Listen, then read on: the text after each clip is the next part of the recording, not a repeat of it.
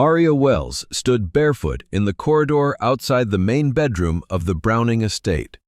The marble under her feet held the night like a secret, cool and unspeaking. The door was not fully closed. A silver wedge of light fell across the hallway like a measured breath. She did not move at first. She listened. Leon Browning spoke on the phone with a voice she knew too well in public and barely in private. It was smooth and patient, and boardrooms, foundations, and televised interviews trained the voice. He sounded at ease in a way he did not sound with her. He spoke about timelines and pressure and moving forward regardless. The cadence was problem, solution, and next step. Then he laughed. It was not a cruel sound. It was worse than evil. It wasn't prudent. Aria heard her name. She did not hear a slur or a shout. She heard a sigh wrapped in a sentence, which carried the shape of dismissal. She felt it land inside her body with the soft accuracy of a key turning. There was nothing theatrical in that moment. No door slammed, no raised voice. Only the final piece is sliding into place. She did not enter the room. She did not correct him, plead with him, or announce her presence. She stood in that thin aisle of light and waited for the shaking to begin. It did not come. Instead, there was a quietness that felt like depth rather than absence. She let it fill her. On the wall opposite the door hung a painting she had finished in the first year of their marriage. Colors folded into one another in a slow tide. She had loved the way it breathed when evening fell. Leon had walked past it every day without comment. She did not take that personally at the time. She took very little personally then. She tried to take up little space. She believed this was generosity. When the call ended, she heard the soft clatter of a cufflink on glass and the scrape of leather on wood. Leon moved with his familiar economy, precise, rehearsed. Aria turned away and descended the staircase. The chandelier over the foyer held a storm of crystals that pretended to be rain. She remembered how she had once admired its glitter. Now it looked like noise. She went to the kitchen. The house settled around her with the weary grace of expensive things that require constant tending. She opened a cupboard, chose a simple glass, filled it with water, and watched the surface remain. Her grandmother had taught her to do that when the heart ran fast. Place water in your hand, put your breath on it, let gravity show you what calm looks like. She drank. The taste was unmistakable and without memory. She set the glass down and walked to the guest room where her real life lived. Not the dresses chosen for magazine features or charity galas. Not the jewelry that carried a family name, but rather a love story. She kept her canvases, soft shoes, and letter paper in the guest room with the faint blue lines she preferred. Leon never came in here. He had once called it your studio, a hobby corner for a polite pastime. She had nodded and thanked him for the space. She had not used the word sanctuary with him because he did not believe in sanctuaries. He believed in schedules. Aria took the leather journal from the drawer. The first page was dated the night of their wedding. She read a few lines and saw the person she had been. She had been bright and brave and almost naive enough to be invincible. She turned the pages until the handwriting narrowed and the sentences shortened. She placed the journal on the desk and sat down. What she needed to do was simple and therefore complex. She wrote a final entry. She did not dramatize her pain. She did not forgive him within the entry, because forgiveness is not a ceremony or gift that the injured owes the injurer. She wrote a record. She wrote that she had been two kinds of people in this house. One person seen by the staff and the women at the community center, and occasionally by her own reflection. Another person who became cloudy when Leon entered a room, as if he brought a weather that turned her edges to mist. She wrote about the two pregnancies that had ended in the stark light of emergency rooms. She noted dates and times, the names of nurses who squeezed her hand, and the color of the blanket they gave her to hold while she waited. She wrote with a steadiness that surprised her. When she finished, she slid a minor brass key into a pocket she had cut into the back cover months ago. She sealed it with tape and a thin sheet of paper. She wrote a number on that paper. Unit 47. She wrote an address that only she and one other person knew. On the dresser, she placed her wedding ring. It did not look like a shackle. It looked like an idea she had once loved. She touched it once and then left it where it lay. She gathered the letters she had prepared. One for Margaret Browning, who had tried to be kind inside a tradition that did not make kindness easy. One for Ben, whose courage had a limp smile and stubborn beauty. Several women who had found her at the community center had helped her find herself again. She did not pack. This was not a flight from danger in the cinematic sense. It was a release from the gravity, folding her into silence. The clothing in her closet belonged to the life she was stepping out of. The jewelry belonged to a name that would soon be a record in a courthouse rather than a word she answered to. She took a small bag that already held a wallet, a phone with a fresh number, and a passport in the process of becoming a new passport. She took a rolled canvas that nobody had seen. On it, she had painted a door partly open to a morning that could not be seen yet, but could be felt. Dawn waited at the edges of the windows. The house breathed again. Arya walked back upstairs. Leon slept on his side of the bed, a careful distance from the middle. The journal waited on his pillow. She stood at the threshold and let her eyes rest on him without judgment. Judgment would have tied her to him. She chose witness instead. She let the final image be simple. A man sleeps in a bed he believes he owns, and a woman is stepping into her life. She walked to the front door and paused. The estate grounds curled away toward the road with a kind of practiced elegance that always made her feel like a guest in her home. She opened the door, and the morning came in without asking permission. The air was thin and new. A bird tried a note and then tried again, as if tuning itself to the day. She crossed the threshold. The world outside did not change. She did. At the gate, she turned and looked back once. Not to mourn, to take a last measurement. This place had offered protection from everything except the one danger it could not name: invisibility. She had learned that safety without visibility is a room without oxygen. You can live there for a time. Eventually, the body remembers air. A car waited beyond the hedges. The driver was a friend from the center, who did not ask questions beyond the necessary ones, and had already asked those weeks ago. Arya reached the car and sat down. Her hands were steady on her knees. The friend glanced at her and then at the road. The engine found its voice. They moved. Arya did not plan to vanish in the dramatic sense. She planned to become ordinary again. Ordinary meant a small apartment where the walls held paint and the kitchen had the sound of boiling water. Ordinary meant a studio light from a window rather than a chandelier. Ordinary meant friends who spoke her name because they enjoyed saying it, not because it opened doors. Ordinary meant work that was hers and not borrowed prestige. As the city slid by, she let the earlier words pass through her without catching. She did not push them away.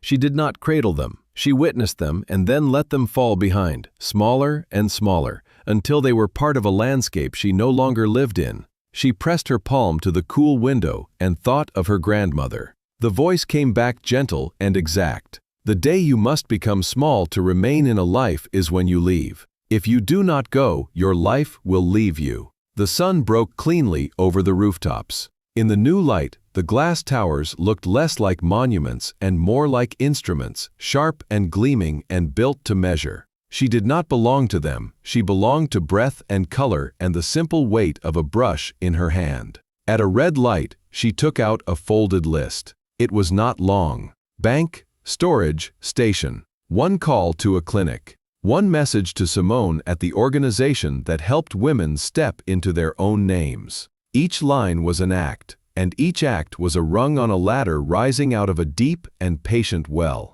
The light turned. The car moved again. Arya closed her eyes momentarily and saw the painting in the foyer, the one Leon never noticed. It had not been about color after all. It was about distance and how two shades can stand inches apart and never touch if the painter decides they must not. She would not paint like that again. When she opened her eyes, the road had widened. Morning opened with it. The door behind her remained half open in her mind, not as an invitation, but as an honest record. She had not slammed it. She had not locked it. She had walked through. She placed a hand over her heartbeat, not to calm it, but to feel it working. There would be grief. There would be work. There would be days when she would forget how to speak in rooms where her name was new. There would be nights when the silence would feel like a cliff. None of that changed the simple arithmetic of dignity. To be seen is a requirement, not a luxury. To see oneself is the first seeing. The car took the curve and the estate disappeared from view. Arya exhaled, a slow, steady breath that tasted like iron and light. Ahead, the city unspooled. Somewhere a door waited that did not demand vanishing as the price of admission. She was going to find it. She was going to open it fully. Leon Browning woke to a light that felt unfamiliar in his own room. The air held the early morning hush and the faint scent of lavender that should have been a comfort. He reached for the other pillow with a habitual movement that rarely met a living presence. His fingers touched leather. The journal lay on his pillow as if it had always belonged to that square of linen. For a suspended moment he did not understand what his hands had found. Then recognition arrived like a sudden drop in an elevator. He sat up, spine stiff with a practiced composure that began to fracture at the edges. The first page opened to generous handwriting and a date that carried the warmth of a younger season. He read in the quiet as if the words might rearrange themselves if he breathed too loudly. He read about vows spoken beneath a bright sky she had squinted through tears of joy and never thought to doubt. He read about a first dance that should have been a circle of safety and instead was a corridor he walked through, looking ahead to the next task. He read about small meals set for two that cooled into single servings and candles that burned down to a wick of stubborn light. He turned the pages and felt the careful architecture of his life creak on old bolts. The tone of the entries shifted from color to grayscale. The handwriting grew narrow and exact. She documented dates with the discipline of someone who feared her memory might be doubted. He found his own absence catalogued with the precision of an accountant. He had missed a gallery opening. He had missed a birthday. He had missed the ordinary evening that makes a home, the ledger balanced with a terrible clarity. On the one hand, there are career and reputation. On the other side, a human life with edges rubbed thin by erasure. The pages that spoke of pregnancy stopped him. The words were plain. A Tuesday morning with cramps that announced an undoing. 7 calls that went to voicemail. A drive to the emergency room alone. A form that asked for a spouse's signature read, "Unavailable." He closed his eyes and saw nothing because he had never looked. He opened them and read on. Another night, another loss. A waiting room lit like an interrogation. She had learned not to hope for him. She had learned to hold herself upright because no one else held her. He put the journal down and leaned forward with both hands on his knees. He understood in a flashing moment that control had been a costume all along. He moved through the room as if it belonged to someone else. The glass of water on the nightstand was untouched. The cufflinks rested like 2 small coins beside his watch. He felt a rising in his throat that had no respectable name. He walked to the mirror and expected to see a polished man who could explain anything. He saw a man who did not know his own home, who had built a life so soundproof he could not hear his wife crying in the next room. On her pillow sat the ring that had once joined 2 names. He stared at it without reaching. It was not a symbol now, it was a complete stop. He went back to the journal and flipped to the last pages. The final entry did not beg or accuse, it recorded. It spoke of 2 selves that had tried to live in one house. It spoke of a hidden key the reader might find if he read. He pressed his fingers into the back cover and felt paper give way. Tape lifted from leather with a slight, reluctant sound. A brass key slid into his palm. An address in her clear script sat beneath it. Unit 47. He dressed with unthinking economy. Shirt, trousers, a jacket thrown on against a morning that felt colder than the season required. Downstairs, the house showed its expensive order. Flowers in newly cut arrangements, breakfast set by hands that never intruded on private sorrow. The scent of coffee that filled the silence with a suggestion of normal. He put the journal on the kitchen counter. He could not carry it. He could not leave it behind. He stood between those 2 impossibilities until the decision moved through him. He tucked the journal beneath his arm and left the estate without calling for the car. At the front steps, the gravel gave that familiar, brittle music under his soles. The sky was clear and wide, making him feel small. He drove himself. The city at that hour felt undecided between night and day. Red lights held him longer than usual. At each one, he saw the lettered words again. She had been brave in ways he had not noticed. She had built a ladder out of her patience and climbed it out of the well he had dug around her life. The storage facility sat behind a row of brick buildings that had once made things and now stored the remains of people who had lived too quickly to sort them. A woman at the desk looked up and down at the key in his hand. She nodded in a way that said she had seen all manner of leaving. He walked the long corridor where metal doors reflected a thin fluorescent day. Unit 47 waited with the indifference of steel. The lock accepted the key. The door rolled up with a groan that sounded like a throat clearing before a confession. Inside, boxes sat in careful order. Each bore a label written in the same hand as the journal.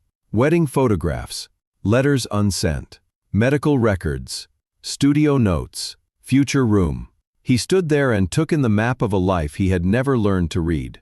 He opened wedding photographs. Unposed moments tilted at the edges of celebration. There she was, luminous, mouth open in laughter, eyes turned toward him in a way that said hope without asking. He was there, always angled slightly away from her, as if listening for another call. He felt a steady pounding in his chest, realizing it was not panic. It was the sound of his own refusal melting. He set the photos down and reached for letters unsent. She had written to him on ordinary days. The first painting was sold. A neighbor's child is learning to mix colors in her studio. A request made carefully for more time together that he had not even known was waiting in a drawer. He read a line where she said she wanted to be proud of herself and wondered if he might ever notice. He remembered the week and could not place the request. He remembered the meeting he had chosen instead and could not name anyone present. Medical records made him sit on the concrete floor. Intake forms with her neat print. Discharge orders with recommendations for rest and follow-up. Notes from a therapist who used clinical words to map a broken feeling. Invisible. Dissociation. Major depressive episode. His name appeared only in the box marked spouse. And even there it looked misplaced. A word that had drifted into the wrong paragraph. He opened studio notes with trembling hands and found sketches, color, studies, and lists of pigments she loved. He read a line about light from the north window. He read a sentence that said a painting can forgive and a painting can remember, and which one it becomes depends on the hand that holds the brush. He saw her again as an artist rather than a figure in his biography. That recognition arrived with both beauty and shame. He reached the final box, future room. Inside lay a careful plan for a space never built, wall color noted in small squares. A chair by a window with a view he recognized from their house. A mobile of stars and moons that would have spun in soft air. He lifted a fabric ribbon and set it down as if it might bruise. He did not stay long. There was nothing to fix here and nothing to take. The boxes were not his to claim. The knowledge was his to carry. He closed the unit and felt the weight of the key in his palm. He would keep it, not as a right, but as a reminder that memory has a door and some must remain open to the wind of what is true. Outside, the day had risen into the clarity of late morning. He leaned against the car and allowed the shaking that had not arrived earlier. It passed through him in waves that emptied rather than destroyed. When it was done, he stood up straighter than in years. He drove to his office out of habit and then kept going. He did not belong there. The schedule that had once ordered his days had nothing to say to the person he had become in a relentless morning. He turned toward the community center on the far side of town. He had gone there so rarely that the route felt borrowed when he reached the small brick building. He parked and sat with his hands on the wheel.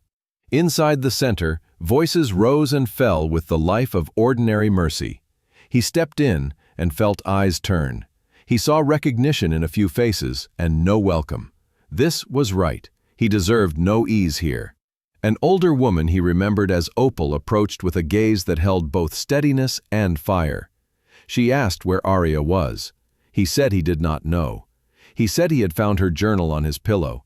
He said he had read enough to realize that the person he had been should not be trusted with a single tender thing. Opal listened without softening.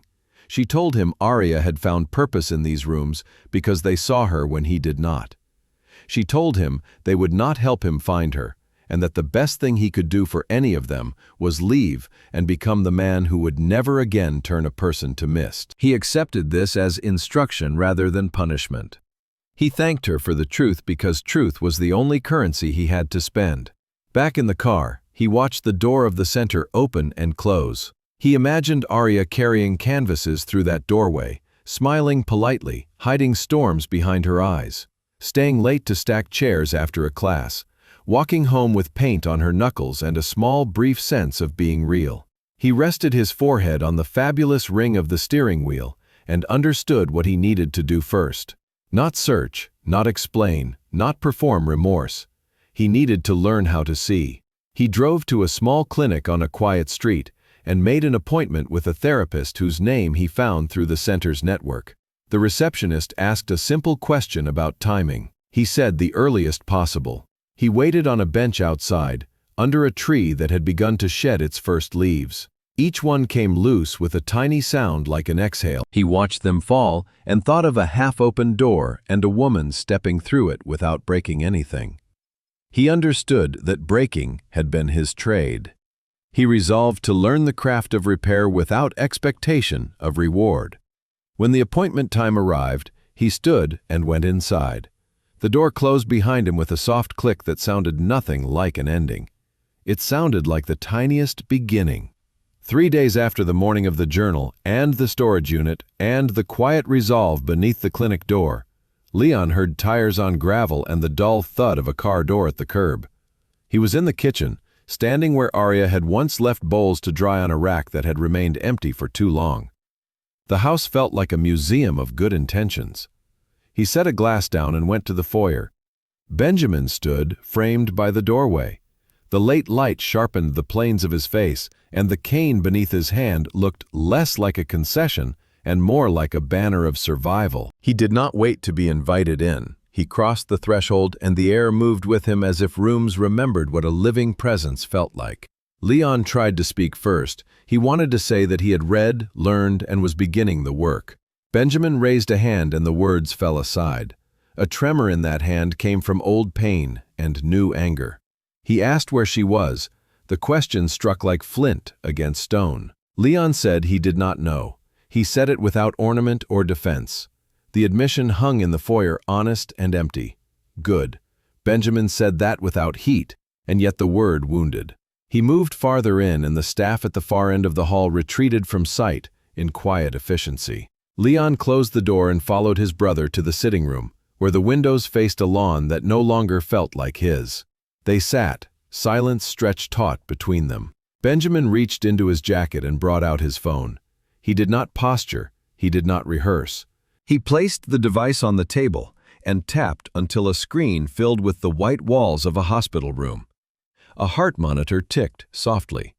The camera shifted and settled. Arya sat beside a bed with a book open in her lap. She looked younger by 6 lifetimes. There was steadiness in her eyes that did not deny sorrow. She read. Her voice was unmistakable. The poem rose and fell with quiet music.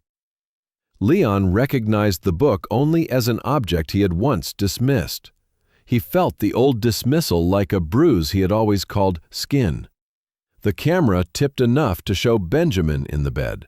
His body was thinner, his face carried pain like weather. The voice on the video asked questions that tried to hide fear. Arya answered with patience that did not condescend. She told him he would survive. She told him that wholeness was not a lost condition, but a way forward through brokenness. The video ended before easy consolation. Benjamin took the phone back. He did not look at his brother as if the screen had said everything required, and anything added would only dilute it. He told Leon that Arya had come to the rehabilitation center 3 times a week for more than a year. She had read to him. She had walked with him down long corridors where each step felt like a negotiation with pain. She had brought real food wrapped in linen. She had celebrated every inch of progress as if a miracle had unfolded in a hallway that smelled of antiseptic and loss. Leon felt the house tilt. He remembered those months of travel, meetings, and late nights in glass-walled rooms and practiced smiles. He had imagined that a call, a bouquet, a wire transfer counted as care. He had labeled absence as necessity, and labeled necessity as love. Benjamin kept speaking. He said that Arya had never told Leon any of this. She had never asked for credit. She had never turned her kindness into currency. Leon reached toward an apology and pulled his hand back as if heat had warned him away. He said he was sorry in a voice that could not carry the weight of the word. Benjamin shook his head. He did not want an apology. He wanted comprehension. He leaned forward so that Leon could not escape the gaze of someone who had been forced to rebuild bone and hope. He said Leon had treated a woman who showed up for everyone like a piece of furniture. He noted that invisibility is not emptiness. It is the violence of looking away. The room gathered everything Leon had never heard and pressed it against his chest until breathing became an act of confession. He saw the small, white tendons along Benjamin's wrist. He saw the scar above his brother's eyebrow that he had never asked about. He understood that love means memorizing the landscape of a person, and he had failed that cartography at every turn. Benjamin stood and walked to the mantel. He looked at the framed photograph from the wedding that displayed a version of joy that felt like a forgery in retrospect. He spoke without turning. He said that Arya had protected Leon even then. She had called Leon busy. She had explained neglect as fear. She had found reasons to excuse a deficit and paid for those reasons with parts of herself. He said that understanding had finally forced him to stop defending his brother in his own mind. Leon closed his eyes and saw again the box labeled Future Room. He understood that the plans were not for architecture but for existence. He opened his eyes and asked what he could do. The question came out like a child's. Benjamin finally turned. He told Leon to sit with what he had done and not flinch. He told him to change without a witness. He told him to stop treating transformation as a performance and treat it as a daily practice for which nobody owed him applause. He told him to leave Arya alone. He told him the pursuit would be one more theft of her freedom. They were quiet for a span of time that felt deliberate. The house creaked in the settling of late afternoon. Outside, a gardener pushed a wheelbarrow past the window, and the simple sound of gravel under rubber felt more honest than any of the conversations Leon had held in boardrooms for years. Benjamin walked back to the table and sat again. His voice softened without forgiving. He said that Arya had written him a letter before she left. She thanked him for letting her care for him, as if he had been doing her a favor by accepting the soup, presents, and quiet poems. She had said that helping another person breathe had taught her that her own breath mattered. She had said that she was going to leave because staying had become a slow kind of dying. She had said she did not hate Leon. She was saving herself, not punishing him. Leon felt something old and hard inside him crack open. Grief did not arrive as a flood. It came as a clear, cold stream. It moved through him and carried away the silt of rationalization. He did not sob. He did not collapse. He held his face in his hands momentarily because he did not know what else to do with it. Benjamin rose. He had said what he came to say. At the doorway he paused. He told Leon that he would check on him, but would not be his conscience. He told him the world did not need another man narrating his remorse. It required men who learned how to see before erasure began. He told him to call the therapist again if the urge to reach for Arya grew loud. He told him to return to the community center without expecting a welcome and do the work asked of him by people who loved her well. When the door closed, the house returned to its practiced stillness. Leon walked to the kitchen because he needed to be somewhere ordinary. He poured water and drank it with the focus of a person relearning simple tasks. Then he went upstairs and took the journal from the counter. He carried it to his study and placed it where contracts had once lived. He looked around and evaluated each object as if it could explain itself. Most could not. He opened his laptop and wrote to the therapist.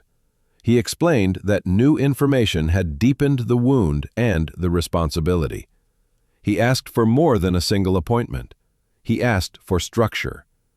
He sent the message and, for once, did not follow it with a calendar invitation to something else. At dusk, he left the estate and drove without a destination. The city created its evening out of red tail lights, kitchen windows, and small stories inside rooms he would never enter. He passed the hospital where the video had been recorded. He parked and walked to the courtyard garden built for families who needed 5 minutes of sky. He sat on a low wall and watched the last blue lift from the day. He imagined Arya carrying a book through the automatic doors. He imagined Benjamin doing the work of standing.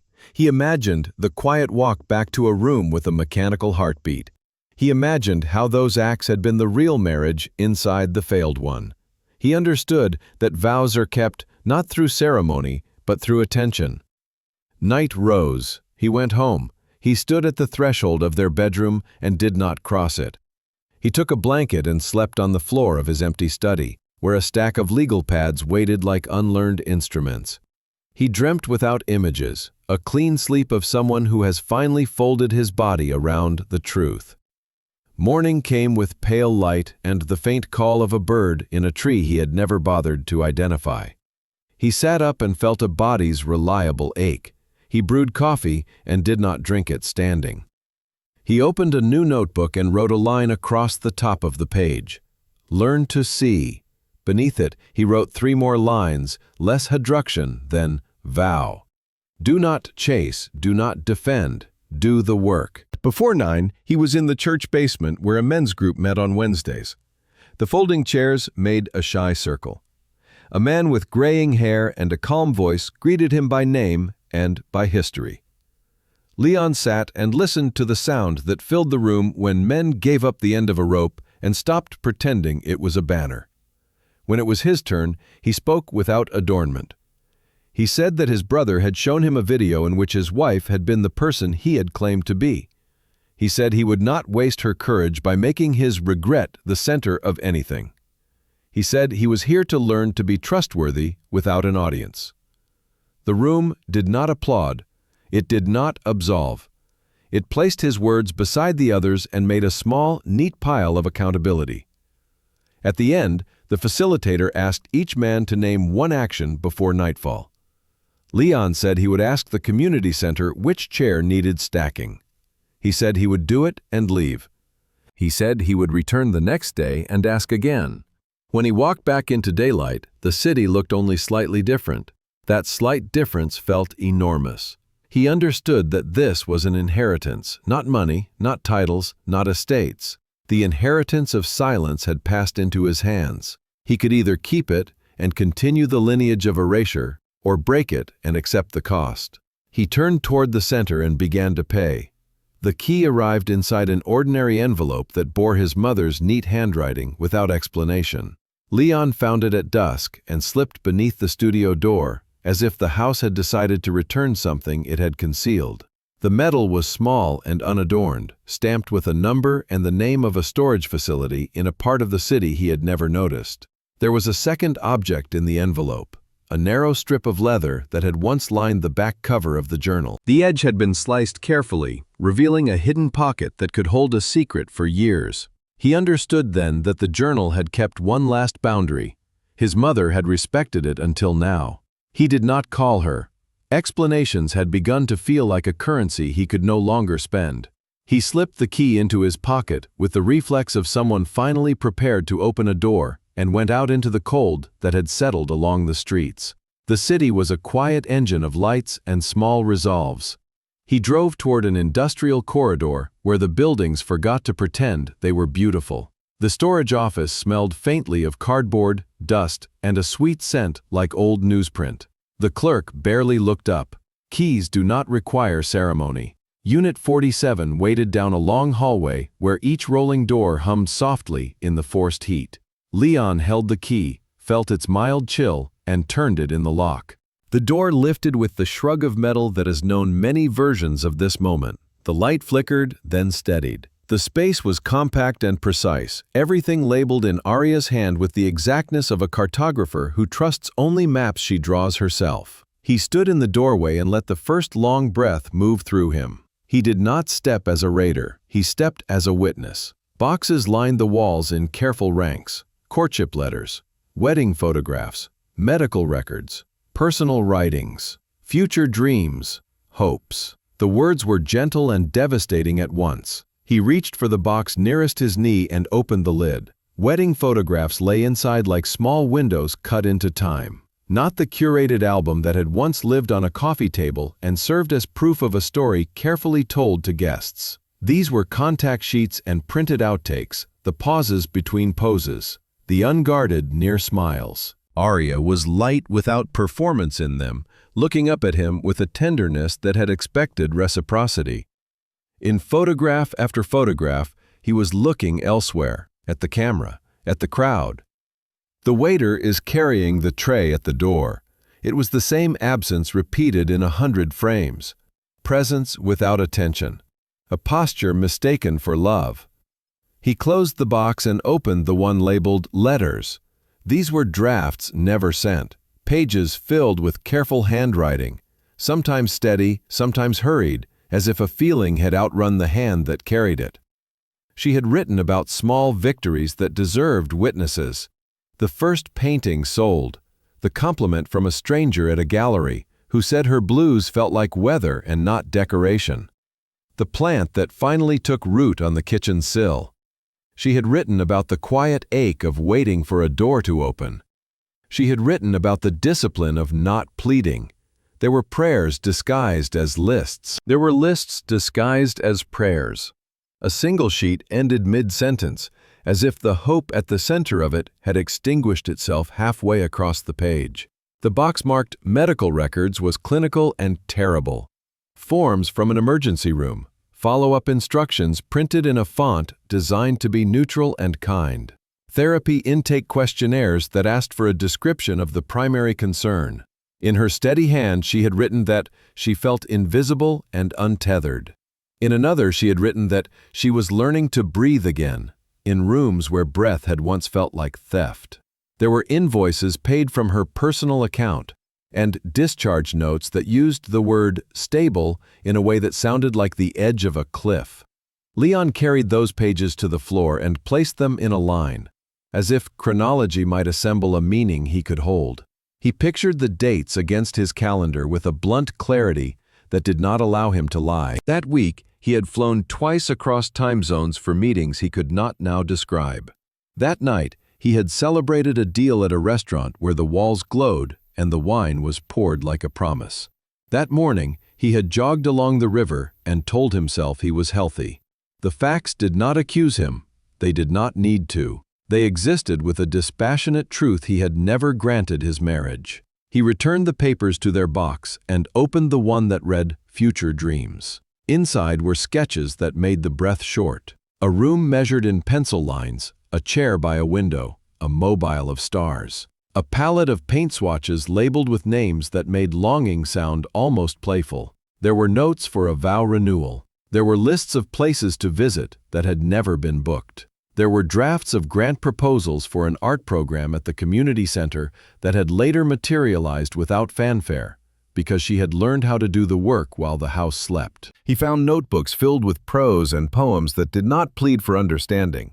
Instead, they revealed a mind that had refused to let neglect be the only author of her days. She wrote about streets at dusk and the way light rests on a hand that will not be held.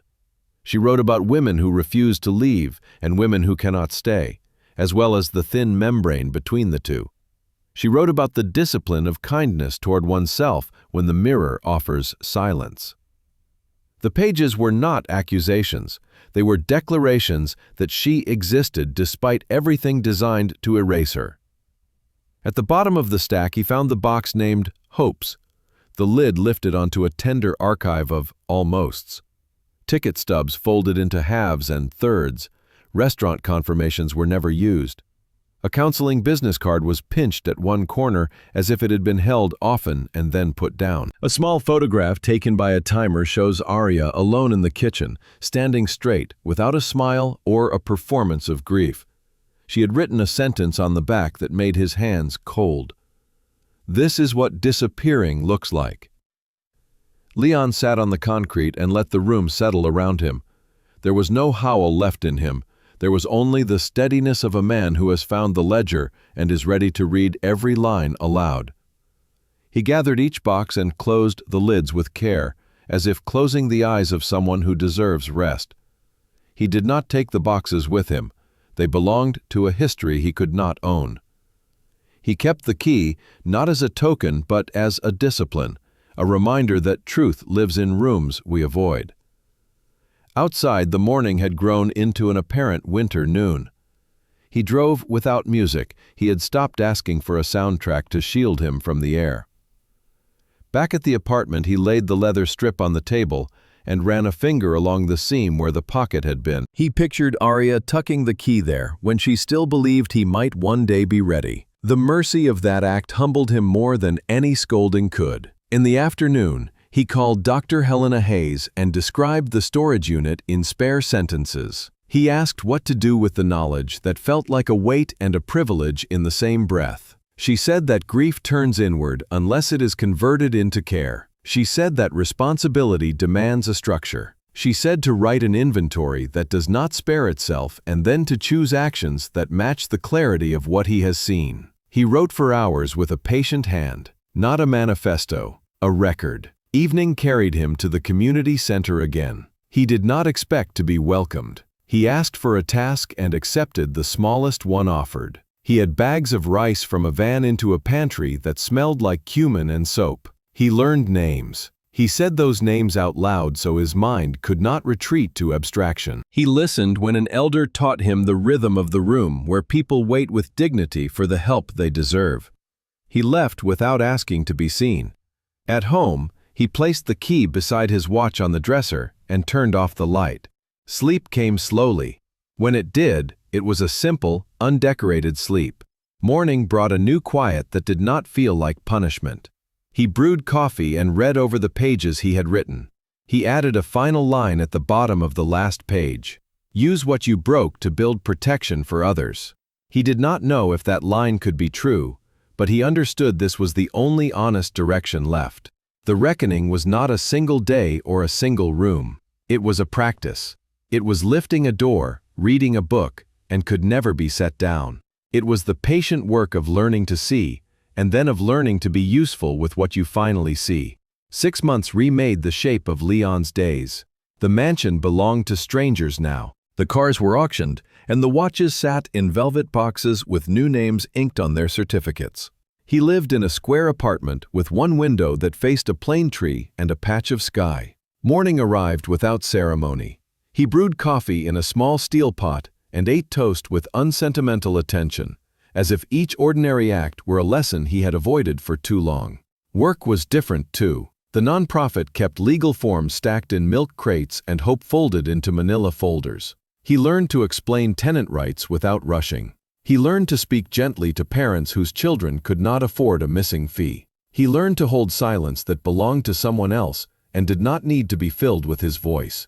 This practice did not cleanse him. It steadied him. His mother called sometimes. Their conversations were crisp like winter air. She asked whether he was sleeping and whether he was eating. He answered without embroidery. A softening had begun between them. Not warmth, not forgiveness, but a crossable bridge. When he visited, she set a bowl of pears on the table and asked about the community center. He said the pantry needed shelving and the art room required light. She nodded and said she would see what could be found in the storage of the old house. They did not speak Arya's name. It hovered, nevertheless, as an unseen patron of their restraint. Benjamin came by unannounced every other week. He stood in the doorway with a bag of groceries and a still boyish grin despite the cane. They cooked together with the clatter of two people learning to inhabit the same room again. Benjamin told stories about studio critiques at the architecture school and about a professor who believed his injury sharpened his sense for humane design. Leon listened and asked questions that had nothing to do with outcomes. When Benjamin left, the apartment felt less like penance and more like a place where time could pass usefully. On an afternoon charged with a low gray sky, Leon stood outside the community center and watched the door open and close as neighbors slipped in and out with quiet purpose. He had avoided this place for months after Arya left, not out of fear of contempt, though he knew he had earned it, but because he did not want to turn their memory of her into a mirror for his regret. He pushed the door and stepped inside. The room smelled of cumin, photocopier ink, and crayon's faint sweetness. A table had become an island of folded clothing. Another held stacks of canned tomatoes. Near the back, a cluster of women sorted donated notebooks and crayons for the children's class. An elder with wise eyes saw him first. Her name was Opal, a fact his mind supplied with a jolt of humility. She had poured tea for Arya on nights when the house was a desert. Opal walked toward him with a step, suggesting age and unbending clarity. She asked what he wanted. He asked for a task. Nothing complicated, nothing that required trust he had not earned. She considered him for a long breath, and then pointed to a cart of bulk rice and lentils. A pantry shelf waited in the back. He thanked her and moved the cart. No one pretended this was more than it was. He stacked sacks until his forearms shook. He carried boxes until his palms burned. The ache felt honest. When he returned for another load, he found two women watching him, with faces that carried the weight of stories he had not heard. One of them said Arya had taught her granddaughter to paint. The girl had been drifting through school with a dim light. Arya had put a brush in her hand and told her that blue could be a sentence, horizon, and door if she let it. The girl now brought report cards that glowed with a new steadiness. The woman said this without flourish. Leon nodded and said her granddaughter had a fine teacher. The woman corrected him and said the girl had been seen. Opal invited him to sit on a folding chair, and then, with the authority of someone who refused to smooth the sharp edges of truth, she told him what they knew.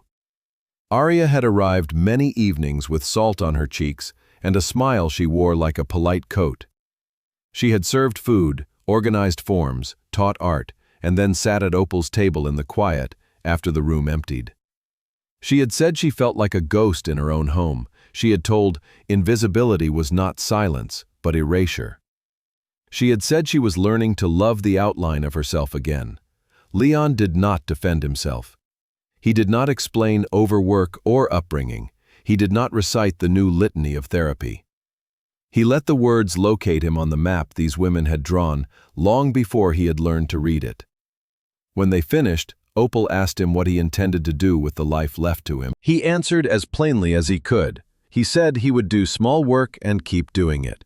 He said he would make his days useful. He said he would ensure no one in his care felt unseen.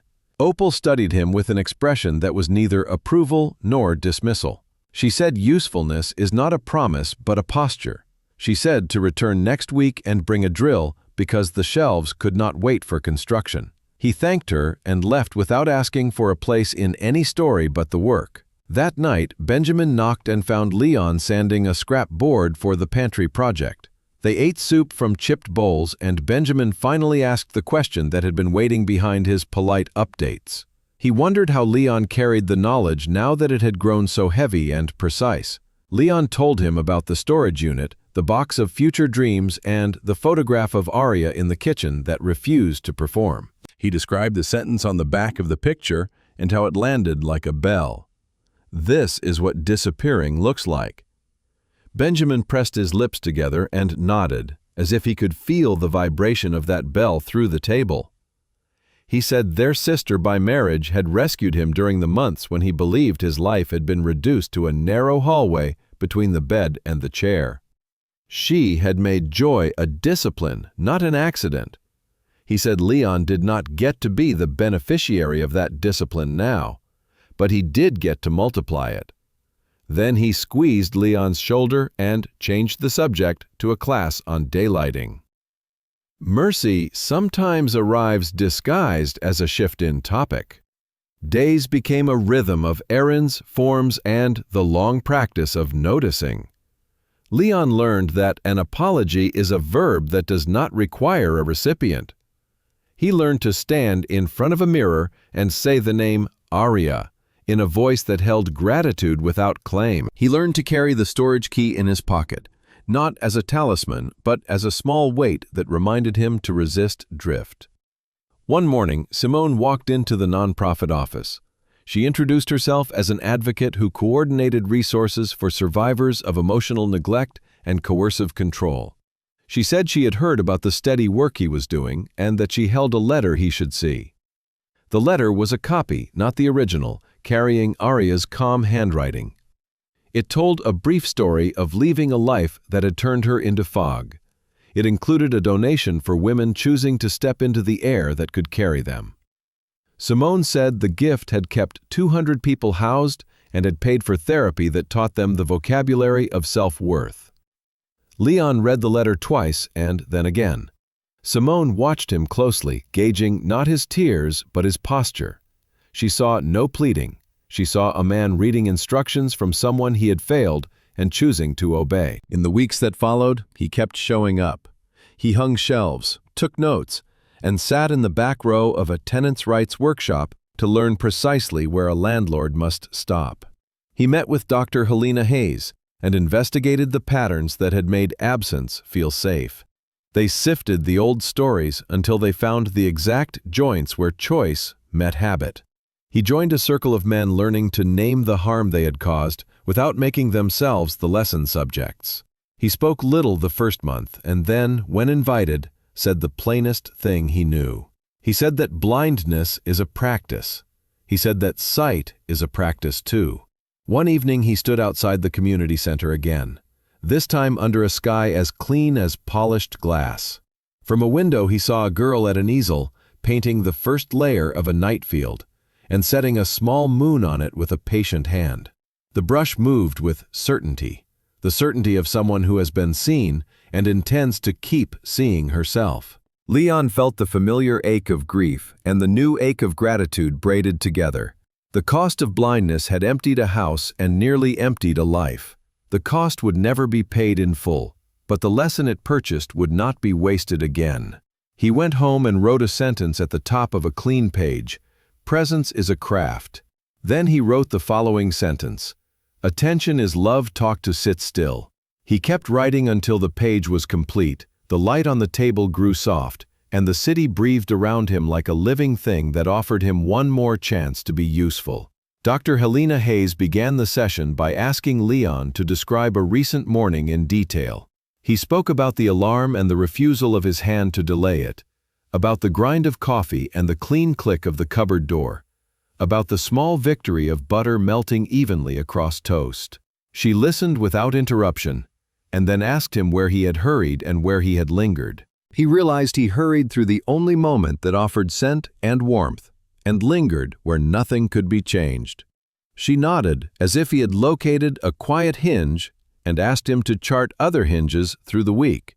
He filled a page with small places where impatience replaced presence. The bus stopped when rain puddled, and he counted minutes instead of looking at faces. At the intake desk, a client fumbled for a word, and he supplied it rather than wait to hear her version. The checkout line where he scrolled through news that did not need him. A pattern emerged, like a path worn in grass. He rushed where life asked him to witness, and lingered where life did not ask him. Dr. Hayes set a simple practice. He would choose 3 moments each day and name them silently as they occurred. Witness the person. Witness the room. Witness the self. Not an instruction to fix, an order to see. Leon carried the assignment like a pebble in his pocket, an unglamorous weight that made him aware of his own steps. At the nonprofit office, he started with the waiting area. Plastic chairs, a rack of leaflets, a bulletin board that accumulated paper the way a shoreline gathers drift. He removed the flyers for events long past and left the small handwritten notes that asked for a babysitter or offered a free coat. He noticed a man who always chose the seat farthest from the door and kept his hands tucked under his thighs as if anchoring himself against flight. Leon sat near him and asked which form felt most impossible. The man said the box labeled Other and smiled without humor. Leon nodded in recognition and said they would fill the plain boxes first. The support group met in a basement that smelled faintly of damp and coffee. Chairs formed a circle that never felt quite round. Thomas, the facilitator, began each meeting with silence that was not empty. Leon spoke less than before, and he chose verbs carefully when he did. To ignore, to withhold, to vanish in place. He avoided nouns that made harm sound like weather. In one meeting, a younger man confessed that he only noticed his wife when she disrupted the smooth surface of his plans. Leon remembered the phrase he had written the week before. Blindness is a choice rehearsed until it looks like nature. He spoke it aloud. The group let the sentence stand, without applause. Simone invited Leon to observe a workshop for advocates who would later train landlords. He sat in the back and took notes as Simone described how emotional neglect shows up in housing disputes where one party refuses to look at the other as a person. She defined visibility as a practice that can be taught through policy and repetition. She argued that habitability is not only heat and water, but the treatment of a tenant as a neighbor rather than a problem. Leon recognized the path from feeling to structure. He asked if he could help draft a checklist that measured respect and repairs. Simone smiled with a mixture of caution and approval, and told him to bring a first draft next week. He walked home past the bakery's glass, where he still would not go inside. Rain slid down the window and turned the display into a watercolor. He paused and named the moment. Witness the room. The baker knocked flour from her hands and laughed at something the apprentice said. The laughter reached the street as a muffled warmth. He pictured Arya tapping the crust and listening for applause. He stood for a full minute and let the image be a blessing, not a knife. On Sunday, he visited his mother. She had started leaving art supplies on a small tray in the living room, pastels and paper. She said they were for the grandchildren she hoped would appear, but did not force the future into the present. Leon picked up an ultramarine stick and dragged a single line across the page. The color stunned him with its honesty. His mother watched without commentary. He added a second line, this one lighter, and realized how little pressure it took to change the mood of a drawing. He thought about how little pressure could change the mood of a conversation. He wrote a note to himself on the back of the paper. Reduce force, increase attention. Benjamin came by with a model of a small shelter planned for a vacant lot behind the center. The roof tilted to collect rain into barrels. The floor plan left a wide path for wheelchairs, strollers, and fatigue. They spread the pieces on the table and arranged them until the lines made sense. Benjamin said design is a way to say, I remember you were here, even when I was not. Leon touched the tiny benches and felt a complicated gratitude that had no place to go but forward. At the center, Opal sent Leon to the storage closet with a list of missing items. He made an inventory and discovered that the center was rich in the wrong things and poor in the right ones. Dozens of mismatched mugs, no spare light bulbs, a crate of tangled cords, no working extension. He traded cords for bulbs at a thrift store that welcomed barter because usefulness recognized its own. He returned with light and installed it in the hallway, where a dim fixture had encouraged people to walk without reading the bulletin board. Under the new brightness, the announcements stopped looking like apologies and started looking like invitations.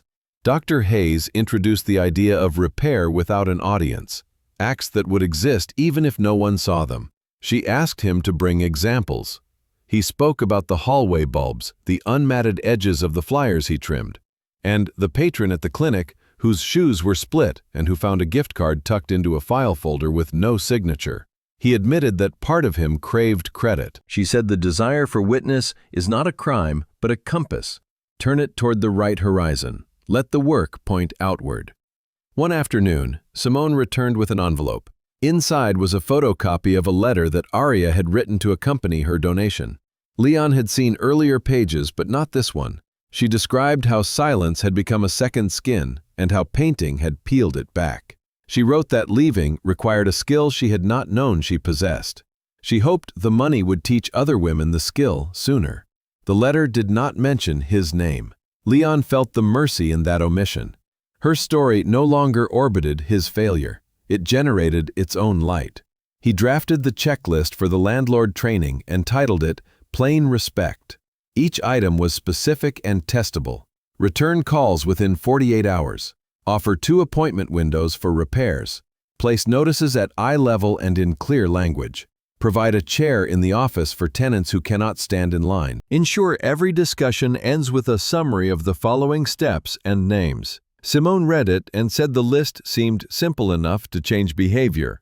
She suggested a pilot. The city agreed to try it with 3 buildings. At the support group, Leon spoke about apology as a structure.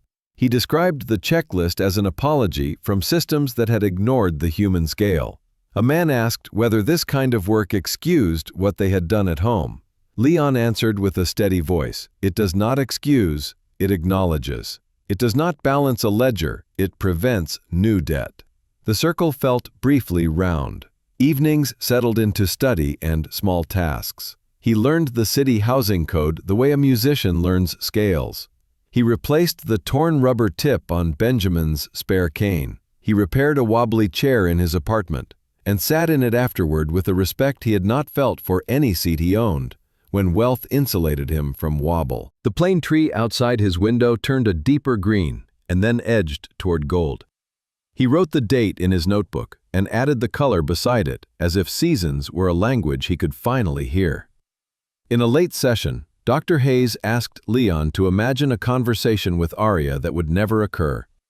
She told him to write it in the second person, without declarations, only observations and commitments. He wrote slowly. "You used to speak more softly at the end of the day because you were tired of not being heard. I will notice when the voice register changes and ask what the day took. You used to stand at the kitchen counter long after the dishes were done. I will ask whether the work is over or the heart is still busy." He closed the notebook and did not cry. The exercise was not a plea, it was a plan. When the pilot program for Plain Respect began, Leon visited each building and sat in the offices to watch how the changes felt from inside the process. He listened to staff resist and relent when they discovered that respect did not slow business but smoothed it. He watched a tenant who had dreaded a repair visit accept 2 appointment windows with visible relief. Minor adjustments, steady as rainfall into a barrel, began filling a trust reservoir. Patterns continued to reveal themselves. The old ones still tempted him. The phone in his pocket tried to become a refuge from discomfort. He set it face down and named the moment. Witness the self. The instinct to answer before a person finished speaking still rose like a tide. He swallowed and let the other sentence arrive intact. In time, repetition became habit, and habit began to look like character. On a dull Wednesday, Leon left the center at dusk and walked past the field where Benjamin hoped to build the small shelter. Children chased a ball that did not belong to any single child. A woman sat on a bench and ate an orange, segment by segment, as if each slice deserved its own minute. Leon stopped and let the sky darken without hurrying it. He thought of Aria somewhere under a different sky, perhaps painting, laughing, silent in a room that welcomed her silence without asking it to prove anything. He did not reach for the past. He adjusted his steps to the present rhythm and felt the satisfaction of moving in time with what was real. Leon woke before the alarm and lay still while the ceiling gathered a pale morning film. He tested the air for the weight of dread that used to greet him and found instead a quieter pressure, the steady heaviness of work that matters but never ends. He rose and brewed coffee without hurry, then carried the mug to the window where the city arranged itself in modest colors. A bus stopped at the corner. A bicyclist tilted through the crosswalk like a careful note at the end of a bar. He told himself this was how responsibility sounded when it stopped clamoring and started breathing. At the nonprofit, the day began with a walk through the waiting room. The bulletin board held the new Plain Respect notices at eye level. The chairs were angled so no one had to stare at a door as if waiting to be summoned to judgment. He refilled the water dispenser and replaced the stack of forms with a thinner set of pages written in clear language. He remembered to leave a pen at every clipboard. The smallness of these acts did not disguise their meaning. He was building a floor where there had been a slope. Simone called to say the city had agreed to extend the pilot to 5 more buildings. Her message was brief and unsentimental. The numbers showed faster repairs, fewer confrontations at counters, and a drop in missed appointments when tenants were offered choices rather than ultimatums. Leon wrote the data in his notebook even though the city would send an official report. He wanted the proof near his own handwriting. He wanted to feel the friction of ink across paper and how a number settles only when the hand admits it. Thomas asked Leon to facilitate the men's group that evening because he needed to attend a memorial. Leon said yes and spent the afternoon arranging the chairs into a circle that finally looked round. He placed a small card on each seat. Witness the person, witness the room, witness the self. When the men arrived, he began with a silence long enough for restlessness to appear and soften. He introduced a simple exercise. Each man would describe a moment from the week when he had chosen attention over avoidance. No triumphal tones, no grand gestures, only the exact texture of the choice. A man with tired eyes described turning off the television when his daughter began to play a song on a cheap keyboard. Another man described waiting at the sink until his wife finished speaking, rather than answering while his back was turned. A third said he walked around the block before an argument because he knew his temper would arrive before his understanding. Leon listened and kept the current moving without letting it flood. He did not try to rescue anyone from the sharp edges of his own story. That had once been his favorite way to hide. Now he allowed accountability to sit in the open where everyone could see it and choose. After the meeting, a younger participant lingered. He said he recognized himself in the worst parts of Leon's confessions and asked if change was possible without losing the marriage. Leon answered carefully. He said change was possible and insufficient if it arrived after years of refusal. He told some marriages die not from a single wound, but from a million missed chances to look up. He said the only honorable motive for change was change itself. The young man nodded as if a future door had been named but not promised. They parted with a plain handshake. The next day, Dr. Helena Hayes pressed further into his history. She asked Leon to recount the first time he felt pride as a boy and to pay attention not to the achievement, but to the audience. He described a school prize handed to him in a gym that smelled like dust and lacquer. His father had clapped with the politeness of a diplomat greeting a minor official. His mother had cried and pressed her lips to his hair after the ceremony. He had felt tall for an hour and then hollow for a week. Dr. Hayes observed that he had learned to chase the cold approval and undervalue the warm witness. She invited him to reverse the valuation, not by argument, but habit. He wrote the phrase, "reverse the valuation," at the top of a new page, and left the page otherwise blank as a warning against ornate intentions. At lunch, Leon walked past the bakery, which he still avoided. He paused longer than usual, not to punish himself with memory, but to study the choreography of ordinary care. The baker passed a loaf to a customer with both hands, as if the transfer required ceremony. The apprentice wiped the counter in patient circles. A child pressed both palms to the glass and laughed at the sugar glitter. Leon felt the ache that used to coil into regret loosen into something quieter, a respectful distance. He accepted that there were rooms he did not get to enter and that reverence could live without access. Benjamin sent a message about the shelter design and asked Leon to review the grant narrative. The document described a sequence of uses across the day and the subtle ways a building could teach welcome. Afternoon shade at the benches, wider thresholds, low counters, doors that do not accuse the body of being too complicated.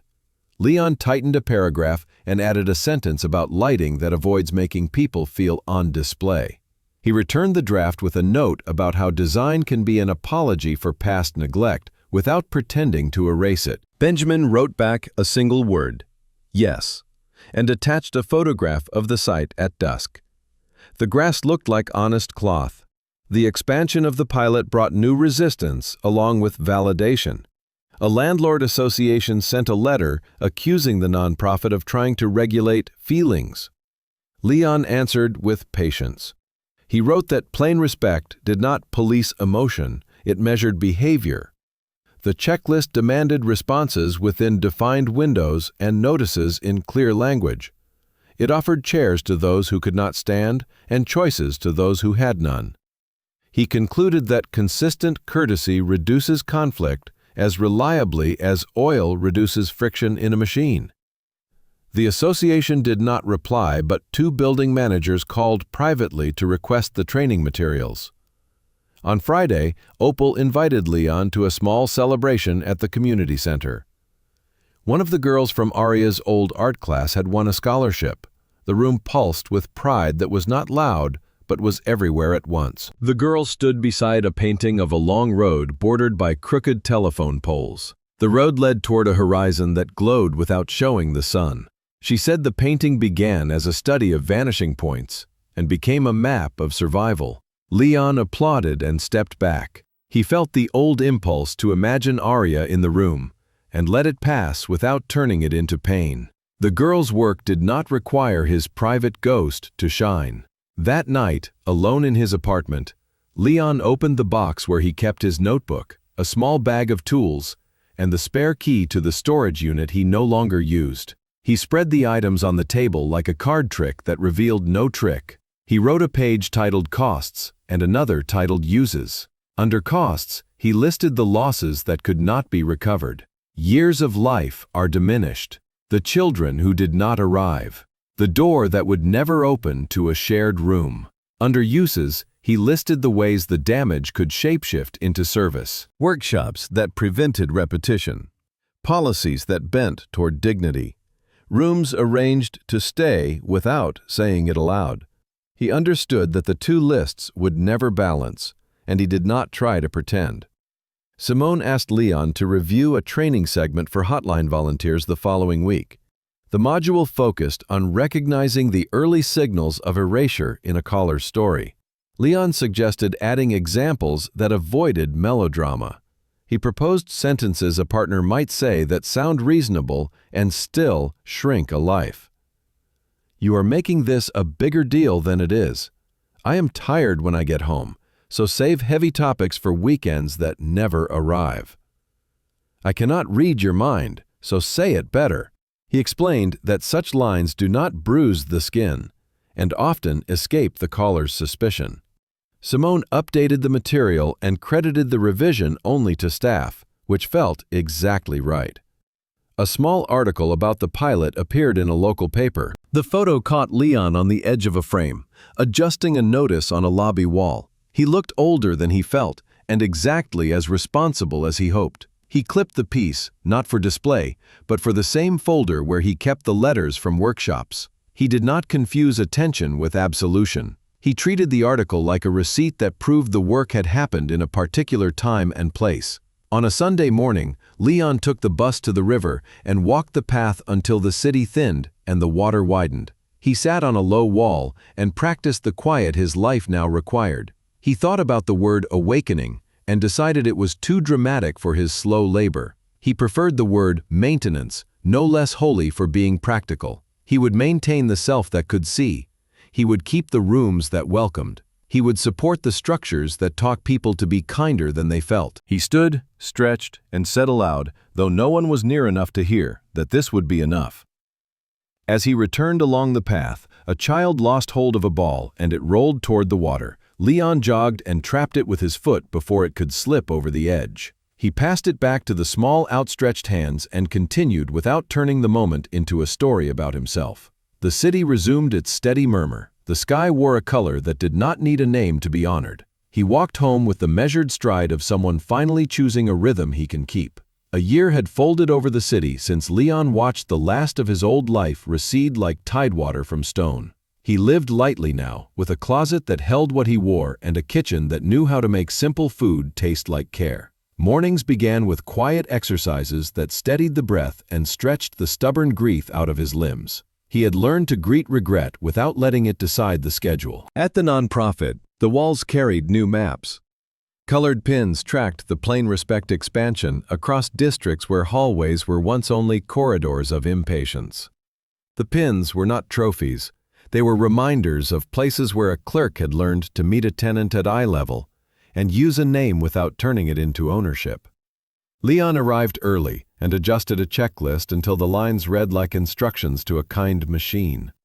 He put extra copies in a folder labeled Field Repairs and slipped it into his bag. Simone arrived with a binder stamped with the city seal. Her expression carried its usual balance of caution and resolve. The pilot had met its thresholds again. Repairs were faster, disputes shorter, outcomes more stable.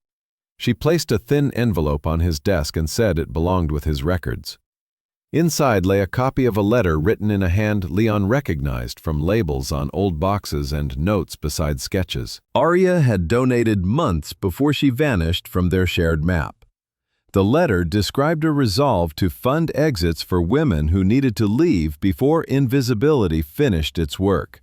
She wrote about choosing life, as if the choice were both sacred and straightforward. Leon read the page twice, then a third time, slowly enough for each sentence to take its proper weight. He folded the copy and filed it where he kept proofs that work could turn pain into something that moved. By noon, Leon was at a training for building managers.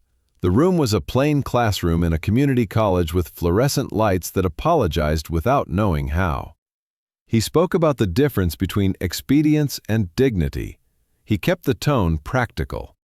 A woman in the second row asked what to do when a tenant arrived angry enough to shake. Leon outlined a protocol that made space for anger and clarified the next step. Offer a seat, a glass of water, 2 real choices, and a time frame written on a card. He emphasized that reassurance is a promise with a clock attached. The woman scribbled and nodded as if she could already feel the pressure drop in her lobby. After the session, a manager approached with questions about stairs that punished knees and a counter that turned every inquiry into a performance. Leon suggested a portable ramp, a lower writing surface, and a habit of stepping out from behind barriers. He used the phrase, "teach the room to welcome." The man repeated it under his breath as if testing a tool for balance. They shook hands and parted with a new plan and a small shared belief that change could be engineered without fanfare. In the afternoon, Benjamin sent photographs of the shelter site. The ground was bare except for a single oak whose roots tugged the earth into gentle swells. His note described a design that placed small courtyards along a spine so people could gather without feeling trapped. Leon suggested a variation that aligned the benches with the afternoon shade and added a wall height that blocked wind but not sky. He wrote that a threshold should tell the body, "You may enter as you are." Benjamin replied with an image of a chalk outline on concrete that traced the future doorway. The chalk was bright against the dull slab, like a vow pronounced in a whisper. Leon met Dr. Helena Hayes at the end of the week. She asked him to name a recent moment when he felt worthy without being applauded. He described refilling the waiting room water and catching the exact rhythm that kept the line from growing. He described choosing to correct a mistake on a form rather than defending the error to protect a brittle pride. Dr. Hayes nodded and called these examples of honest ballast. She asked him to write "worth equals ballast" in the notebook and to notice how the phrase altered his stance as he walked through his days. On Saturday, Opal called about a small event at the community center. The girls from Arya's old art class had assembled a show in the hallway and insisted on snacks that looked like confetti. Leon arrived early and helped tape labels beneath paintings. A canvas near the door showed a woman sitting at a kitchen table while the room slid away like sand under a tide. The title read, "Self Returns." Leon stood with the painter and asked about the color she used to hold the figure steady. She said it was a mix of stubborn yellow and a patient blue. He felt the simple joy that arrives when work teaches language to do better service to a feeling. At dusk, the room filled with clatter and pride. A grandmother clasped Leon's hand and told him the class had kept her granddaughter in school.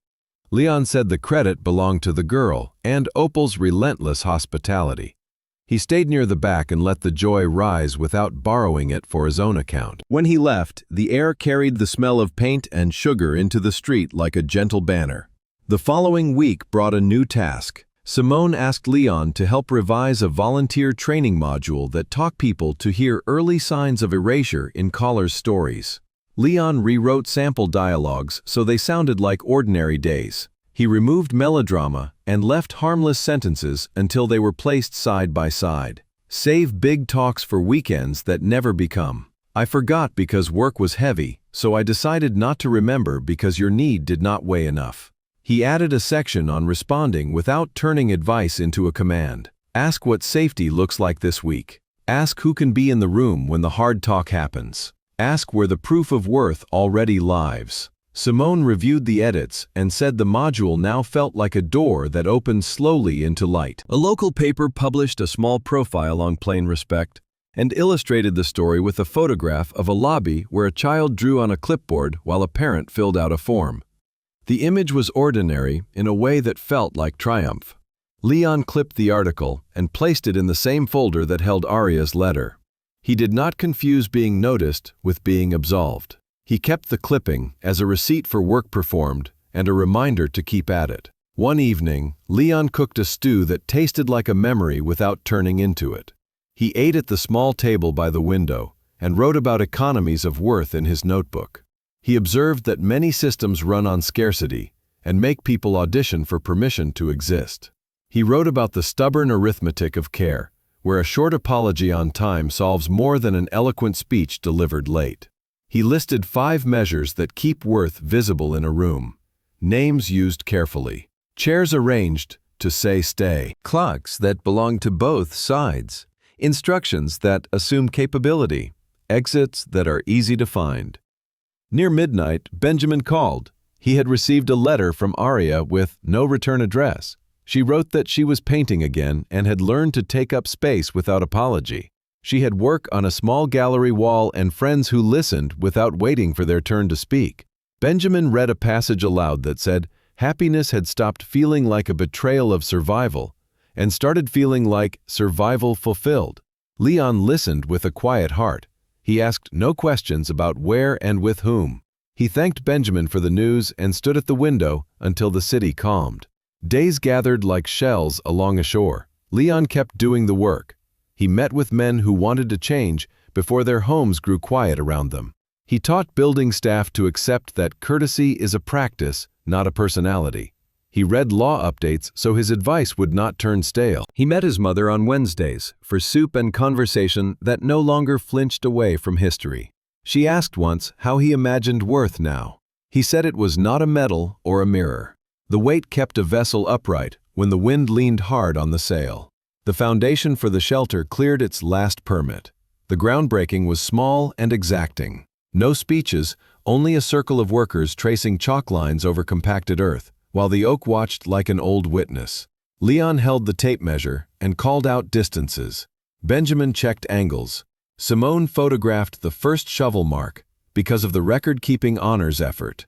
Opal arrived with sandwiches wrapped in paper that smelled faintly of oranges. They ate standing up and laughed at nothing and everything. It felt like a rehearsal for rooms where strangers would someday breathe easier. That night, Leon wrote a letter he would never send. He addressed it to someone he had not been strong enough to be when it mattered most. He told that earlier version to learn the language of presence before someone else vanished from a table set for 2. He folded the letter and placed it behind Aria's copy in the folder. It is not a shrine but a ledger balanced by use. In the weeks that followed, small confirmations arrived like distant buoys flashing. A hotline volunteer wrote that a caller had recognized her erasure in a line from the module and decided to stay with a friend while she planned. A building manager reported that complaints had dropped after he lowered the desk and learned to greet tenants by standing beside the counter rather than behind it. A man from the group confessed that he had spoken aloud the sentence "I was listening to" and then kept the promise of that sentence throughout the whole hard talk. None of these outcomes asked for celebration. Each asked for maintenance. Leon closed his notebook on an evening, sat quietly, and stood again at the window. The city moved like a patient instrument, its notes plain and earned. He thought about worth and saw it as a steady pulse returning to a wrist that had gone cold. He did not chase absolution because he had learned it was a form of vanity. He practiced usefulness instead. The revelation was not a burst of light, it was the slow uncovering of what had always been true. People are worthy before anyone notices. Systems can be taught to act like they believe it. A life can be rebuilt to serve that belief every day. The call came on a Tuesday evening, thin and level, making Leon sit upright before he understood why. His mother asked to meet at a quiet restaurant across town the next day. She did not elaborate. He slept in fragments that night, as if the dark was a series of rooms he kept entering and leaving without finding a light switch. Morning arrived with a metallic taste. Leon walked the long blocks to the place she had named, counting breaths to steady his pace.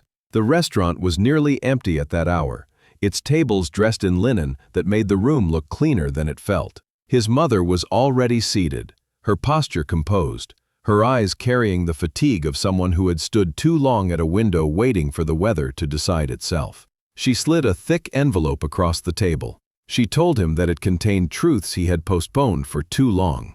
Inside lay medical records, psychiatric evaluations, incident logs, and therapist summaries. Each sheet was stamped and dated in a tidy gray that looked almost kind until he began to read. The first diagnosis was blunt about malnutrition and dehydration. The notes recorded admission through the emergency room, intravenous fluids, and monitoring for complications. The summary used the phrase, severe stress response. Leon stared at that phrase until the letters lost their edges. His mother said the first collapse had happened at the community center 6 months into the marriage. A volunteer had called the ambulance. The hospital contacted her because Arya had listed his mother as the emergency contact, after discovering that a number answered only by silence does not protect you when silence itself is your danger. She told Leon she sat beside Arya and listened to apologies arrive from lips cracked with thirst. Arya apologized for causing trouble, for being a burden, and for needing care at all. The memory made his mother tighten her hands on the tablecloth, as if she could strangle the past into a different outcome. More records followed. The second hospitalization described dissociation, episodes of unreality, and the sensation of floating at the edges of the room. The psychiatric evaluation listed acute depression, amplified by sustained emotional isolation. The recommended plan included therapy, medication, safety planning, and nutrition monitoring. The sheik did not know how to name grief that grows in a house where someone smiles past you. There were incident reports from building security, dates and times, and brief blurbs that read like receipts for pain. Neighbors had called because they heard someone crying, sometimes for hours. Security had knocked and found Arya red-eyed but composed. She stated she was fine. She apologized for the noise. No further action was taken. Leon recognized the dates. He could place them beside meetings, flights, and evenings lost to the blue light of a screen. He remembered progress that had felt vital while a woman cried a few steps away. A folder within the envelope held therapist notes. The therapist was meticulous in her summaries. Arya reported feeling invisible. Arya described making herself quiet to avoid conflict. Arya expressed a recurring thought that she did not occupy enough space to justify being fed or held. Their work focused on rebuilding a sense of self sturdy enough to plan an exit. The notes documented small victories. Meals were completed, hours were spent sleeping, and there was a laugh during a session about the absurdity of labeling her absence as low maintenance. The final pages detailed safety logistics, funds secured from art sales, a new phone, a friend prepared to drive, and a storage unit numbered and locked. At the bottom of the stack lay a single handwritten letter, edges softened by handling. His mother had kept it sealed until now. Leon unfolded the page carefully. The ink told the truth at an angle only paper can hold. Arya had written on a night when the bathroom mirror looked like a door she was unsure she could keep closed. She had stood with a bottle of pills in her hand, and counted reasons to remain on the living side of the threshold. She wrote that anger saved her when tenderness could not. She refused to grant him the power to determine the hour of her disappearance. She vowed that her last act inside that house would be departure by choice, not surrender to despair. Leon read to the end, and then back to the middle where the handwriting wavered. He felt the peculiar chill that arrives when a past event updates its status from sad to catastrophic. He lifted his eyes and found his mother watching him steadily. She told him that Aria had also filled out a restraining order application 2 months before she vanished, then tucked it away. The form used the language of courts to describe the cruelty of absence, emotional abandonment with controlling silence, isolation enforced by indifference, patterns of dismissal that turned a partner into a ghost.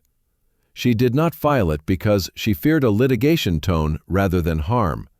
She chose to disappear instead. She decided survival over the theater of explanation. The illusion that he had been merely inconsiderate cracked like glass under heat. Words he had repeated in his talks fell apart in his mind. Neglect was no longer a general failure of attention. It was a chain of decisions and omissions that had starved a person to the edge of vanishing. The room seemed to tilt, and he steadied himself with a palm on the table. His mother did not touch him. She said that understanding without consequences is a luxury he had not earned. She said this knowledge could either refine his service or become a script that excused him. She would witness only the first.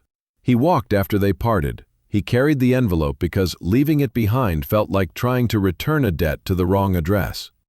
He let blocks become miles and let miles become hours. City sounds rose and fell. Traffic hummed like a distant machine tending its coils. A child laughed somewhere behind a wall. A dog barked twice the same, as if repeating a small instruction to the air. He listened because listening was at last the minimum. He called Dr. Helena Hayes at home and requested a session that day. She agreed. He placed the documents between them in her office, like a third participant. He summarized without embellishment. He did not ask for comfort. She listened and then asked him to name the illusions that had just broken. He said he had been clinging to the idea that harm requires intention to be real. He had been telling himself that thoughtlessness was a softer category. He saw that sustained thoughtlessness operates like a weapon because it costs nothing to wield and leaves no unmistakable mark. Dr. Hayes nodded and asked him to write a sentence in his notebook. Harm does not require malice, it requires permission granted by routine. He wrote the words and felt them settle where they could not be unlearned. She added another line. Accountability is not a feeling, it is a daily allocation of labor. He wrote that too and let the pen rest. That night, Leon rewrote the core of his public talk. He stripped away any suggestion of a personal arc that ended in redemption. He turned examples into instructions, and instructions into warnings. He wrote about the hospital bed, the letter, and the form that was never filed. He explained how a closed office door paired with a phone silenced by choice became a system of harm. He described the arithmetic of presence that keeps despair from growing teeth. He added a section for men who wanted steps rather than sorrow. Learn to notice hunger in a voice. Learn to ask a second question when the first answer is satisfactory. Learn to move toward the person who feels hardest to face. He titled the draft, "A Map Away from Vanishing," and saved it without ceremony. Days resumed, but they did not return to their previous shape. Leon carried the envelope to the shelter site and set it inside his bag like a compass that proved north. He worked with Benjamin to adjust corridor widths, because a corridor that welcomes a cane or stroller is a corridor that says all bodies belong. He emailed Simone to propose an addition to the volunteer training that addressed suicidal ideation with calm, concrete steps. He called Opal and asked her to review the new script for the hotline because she knew how fear changes breath. He met his mother for soup the following week. They ate slowly. She told him Aria had sent Benjamin a photograph from a beach, arms lifted, hair thrown back by the wind, that looked kind. She said she would never reveal details beyond that one mercy. He said he did not want more. Knowing she was alive and bright was enough. He meant it and found that meaning did not ache as he expected. In the quiet that followed, Leon drafted a final note for himself. He wrote that illusions break in stages and that each fracture is a beginning rather than an end. He wrote that love without attention becomes a story that hurts the person who carries it. He wrote that a man can be helpful after he is dangerous, but only if he stops trying to be admired for the repair. He closed the notebook and placed it atop the envelope. When he finally slept, the rooms of the dark stayed in one piece. The light in the morning looked ordinary and therefore precious. He brewed coffee and stood at the window with the cup warming his fingers. A bus pulled in at the corner and released a small crowd that walked in different directions, each life busy with its own repairs. Leon breathed and chose his next task, sturdy and straightforward, a step that would teach another room to hold a person safely in view. 5 years remade themselves into a plain but luminous life. Leon woke in a small apartment that smelled faintly of coffee and books, a place that never pretended to be more than shelter and a desk. The walls held framed letters from women who had chosen themselves in time, and from men who had learned to look without flinching. The past sat on a single shelf as a binder of documents and a worn notebook. He did not hide it, he did not display it. He kept it reachable like a carpenter keeps a square within arm's length. The foundation had grown from a careful idea into an engine of practical mercy. They called it the Visibility Project because the work began with seeing. There were counselors on stipend who understood the weary courage it takes to walk through a door and ask for help. Small grants were for deposits, locks, train tickets, and childcare. There were pro bono lawyers who spoke softly in courtrooms where soft voices often vanish. There were volunteers trained to sit without trying to fix, trained to hear the shape of hunger in a voice and respond with meals, time, and a ride. A warm line operated at all hours, with a script that named danger clearly and mapped exits that did not require drama to be real. Leon's role was plain. He raised money without spectacle, wrote curricula that told the truth about neglect, and trained facilitators who could hold a room steady while hard confessions found air. He spoke often, but he no longer centered himself. The talks opened with stories from survivors who were ready to tell them, then turned toward practice, toward the daily disciplines that keep love honest. He stood as witness and as warning, not as hero. The written introductions were short. This is Leon. He teaches attention. He understands why it matters to show up before someone disappears. In the office, Simone ran operations with elegant rigor. She believed that sound systems were a form of respect. Every intake call was logged, every referral confirmed, and every promise tracked until complete. Opal directed community partnerships and had a talent for turning a room full of strangers into a team by the end of an hour. She insisted that all volunteers learn to ask a second question after hearing the word fine. Benjamin volunteered on design projects around his studio schedule, drawing shelters whose doors opened wide and whose bathrooms allowed a cane to turn without apology. He taught young architects that beauty and access are not rivals. The men's groups had multiplied into many cities. Trained facilitators stewarded circles where excuses dissolved under steady attention. The rules were simple and severe. No seeking absolution and no reciting the language of growth as a shield. Specifics only. Work only. Each session closed with a concrete pledge measured in hours and actions rather than feelings. Leon visited these circles without announcement. He sat in the last chair and listened while new fathers learned to kneel at eye level with toddlers, and while husbands learned to notice when a partner went quiet and moved toward rather than away. His relationship with his mother settled into something human and unadorned. She had grown thinner, her hair a soft cloud that belonged to the gentler part of winter. They cooked together once a week, cooking recipes that required stirring, and the kind of patience that filled a room with warmth.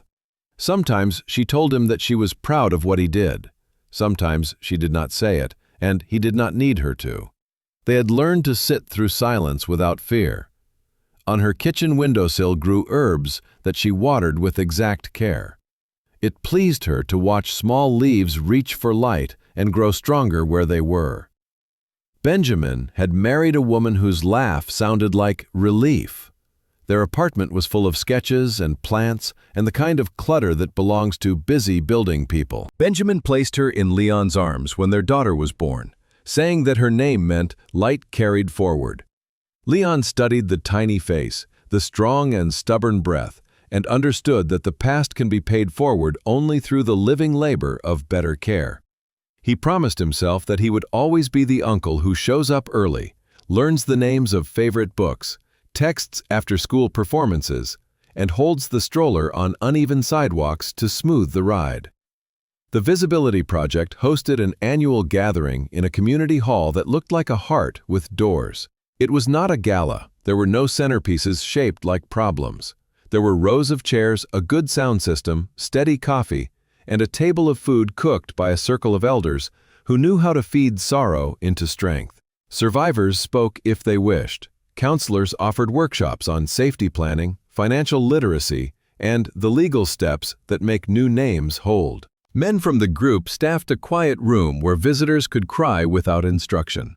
A corner of the hall displayed paintings and poems submitted anonymously, a small museum of return.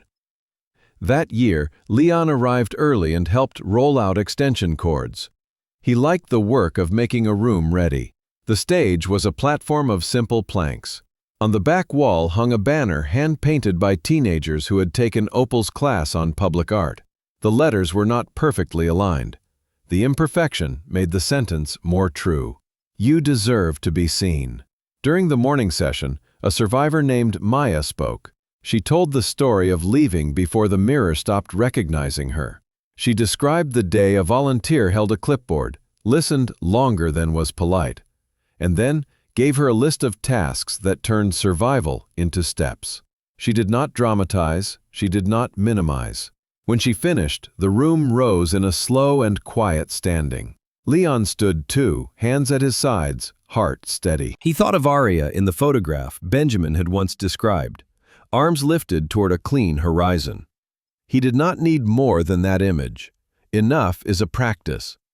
Later, Simone brought Leon a folder filled with printed emails that had arrived over the year.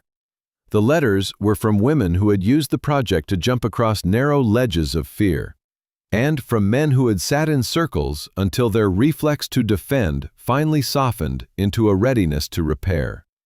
One letter read like a field report. The writer had left with her daughter enrolled in a night class and learned to sleep with both eyes closed. Another came from a husband who described his first apology as not having a sermon. He wrote that he was learning to set the table and wait without checking his phone. Leon placed the folder beside the binder on his shelf. He knew that impact is never his to count, only his to serve.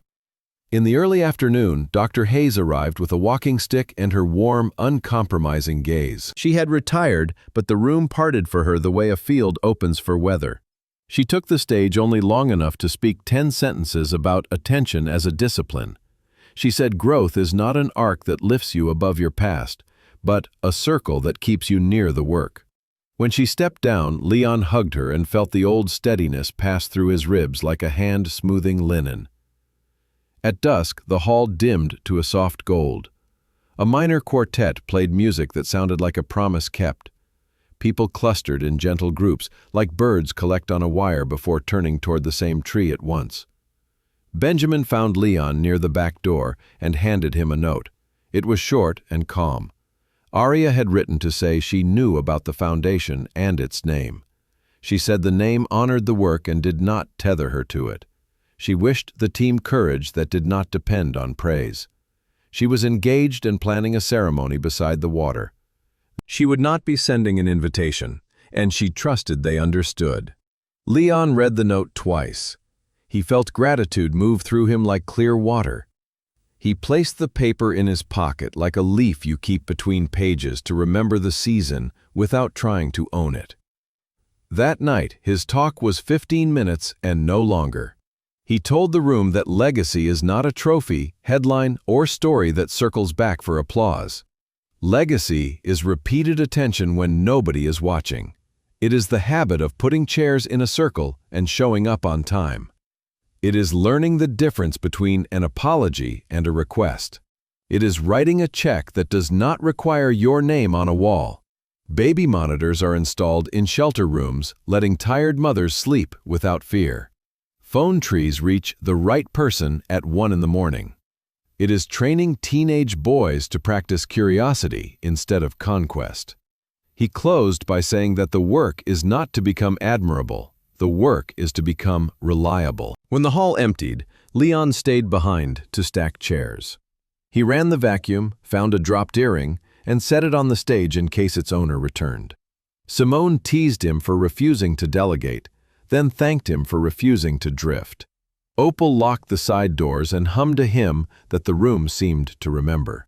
Benjamin leaned his cane against a table and stretched tight muscles, then grinned at the simple goodness of tired feet and a whole heart. Leon walked home through a city loud with ordinary life. A bus sighed. A couple argued softly and then fell into laughter. Somewhere, a television sang to an empty room. He climbed the stairs and placed Arya's note inside the binder with the records and the letters from women who had crossed the thresholds of their own courage. He stood by the window and recited the private creed he had written years before. Harm does not require malice. Accountability is labor. Usefulness over absolution. Attention to the image. He did not need the words on a wall. He needed them in his hands. Before sleep, he drafted a checklist for the next training. Teach facilitators how to pause when they want to rescue. Add a section on financial abuse that uses plain language. Update the safety plan to include pets, because love is not divisible.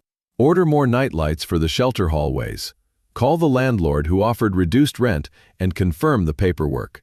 Text Benjamin and ask about the new accessibility ramp and whether the railing felt right under the palm. The room went dark. The city breathed. The binder rested on the shelf like a quiet engine. The letters on the wall did not glow, but their presence changed the shape of the night. This was the legacy he would carry forward. Not a monument, not a story that forgives its author, but a set of practiced actions repeated until they outlived him. Somewhere beyond his window, near water he would never seek, Arya would someday walk down an aisle toward a face that kept promises with ease. She would stand in the open and be seen. Leon whispered a blessing that did not ask to be heard and slept without any dream that tried to revise the past. Winter arrived without flourish, a clean hush that settled over the city and invited honest work. Leon marked the season by the way breath lifted in brief clouds at the bus stop and the sound of salt crunching under shoes on the walk to the office. He liked the severity of cold, which asked for steadiness rather than spectacle. The foundation ran on routines that did not bend for the weather, lights on before dawn, doors unlocked on time, coffee ready, records accurate. The rhythm itself was a form of care. In January, Simone brought a new intake binder to his desk. A woman had arrived with 2 children and a backpack full of school papers and medicine bottles. Simone laid out the plan in plain steps. A place to sleep, appointment with the attorney, school transfer, a therapist who specializes in the quiet harm that leaves no bruise. Leon listened and signed what needed signing. When Simone finished, she did not go. She studied him with her skill that felt like a searchlight and a hearth at once. "You look tired," she said, though not as a question. He nodded. "The work remains larger than the day," he answered. She smiled and told him to eat lunch away from his desk for once. He obeyed. Later, he wrote a note for the intake team to order more winter coats in small sizes and stock mittens that clip to sleeves because losing things is easy when life is being rebuilt. Benjamin called that evening and asked him to come by the studio.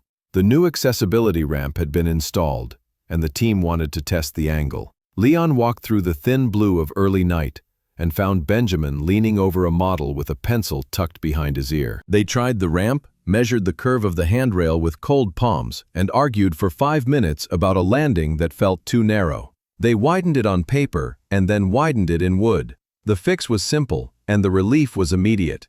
Such changes pleased Leon more than any grand project ever had. Improvement that could be felt by a body in motion. Improvement that did not need words to announce itself. On his way home, he cut through the park and stopped at a bench dusted with frost. He thought of Arya facing a coastline he would never see. Thought of a ceremony that would ask nothing of him but silence and goodwill. He sent that goodwill out into the dark, like a letter you release to the river.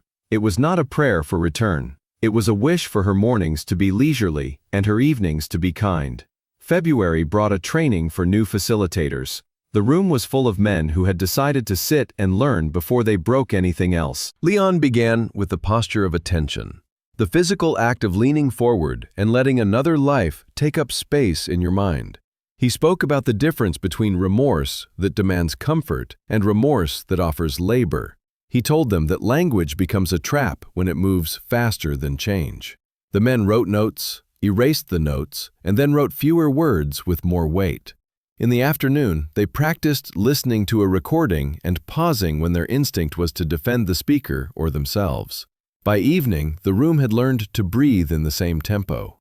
After the training, Opal asked Leon to visit the high school where she ran an art program. A wall was ready for a mural, and the students had drafted a design that began with a shadow and ended with a lighthouse. Leon stood with them in paint-stained smocks and asked who would draw the lines no one notices but that keep the whole image honest. A girl with blue braids raised her hand and said she wanted to paint the horizon. He told her the horizon is a promise you return to measure yourself against. She smiled and started the first careful stroke. March arrived with a different weight. Dr. Hayes called and asked Leon to come by her apartment. She had been tired lately and her walks had shortened, but her voice still held its quiet iron. He found her seated near a window with books stacked like small cities around her chair. She told him she was leaving the city to live near a niece in a town with good trees and quiet rivers. She spoke about endings like a gardener speaks about fall, not as loss but as a shift in the work. You have what you need, she said. That was all. He thanked her and meant it the way a sailor means the lighthouse. On his way out, he paused by the hallway mirror and recognized a man marked by use rather than polish. It felt correct. That same week, Simone handed him an envelope with no return address. The postmark carried the name of a coastal town he did not know. Inside was a small card with a single sentence written in Arya's hand.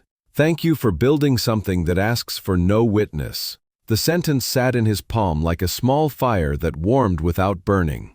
He placed the card in the binder with the records that tell the truth and the letters that keep it from being only pain. Spring rolled the city open. More windows lifted.